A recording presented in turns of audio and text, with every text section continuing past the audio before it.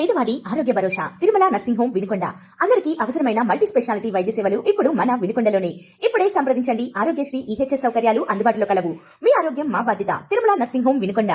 రాష్ట్ర ప్రభుత్వం ప్రతిష్టాత్మకంగా అమలు చేస్తున్న తల్లికి వందనం పథకం కింద నిధుల జమ ప్రక్రియ నేటి నుంచి ప్రారంభమైంది.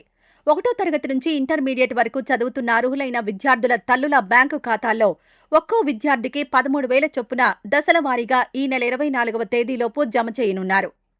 2026-27 విద్యా సంవత్సరానికి రాష్ట్ర వ్యాప్తంగా 67,47,190 మంది విద్యార్థులు, 42,70,802 మంది తల్లులు ఈ పథకం ద్వారా లబ్ధి పొందనున్నారు. ఇప్పటికే పరిశీలన పూర్తయిన అర్హుల ఖాతాల్లో నేటి నుంచే నిధులు జమ కానున్నాయి.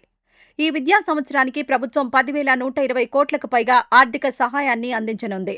అర్హులైన ఒక్కో విద్యార్థికి మంజూరైన 15,000లో నిర్వహణ వ్యయంగా 2,000 మినహాయించి 13,000 తల్లుల ఖాతాల్లో జమ చేయనున్నారు. కొత్తగా అడ్మిషన్ పొందిన 1వ తరగతి నుంచి 9వ తరగతి, అలాగే ఇంటర్ మొదటి సంవత్సరం విద్యార్థులకు అర్హత మేరకు ఆగస్టు 30న నిధులు జమ చేయనున్నారు. అభ్యంతరాలను ఆగస్టు 3 వరకు స్వీకరించి ఆగస్టు 10న సప్లిమెంటరీ జాబితాను విడుదల చేయనున్నారు.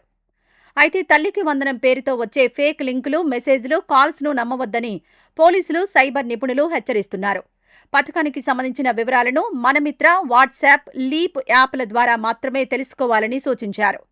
ఏవైనా సాంకేతిక సమస్యలుంటే గ్రామ లేదా వార్డు సచివాలయం, సంబంధిత పాఠశాల సిబ్బందిని నేరుగా సంప్రదించాలని అధికారులు విజ్ఞప్తి చేశారు.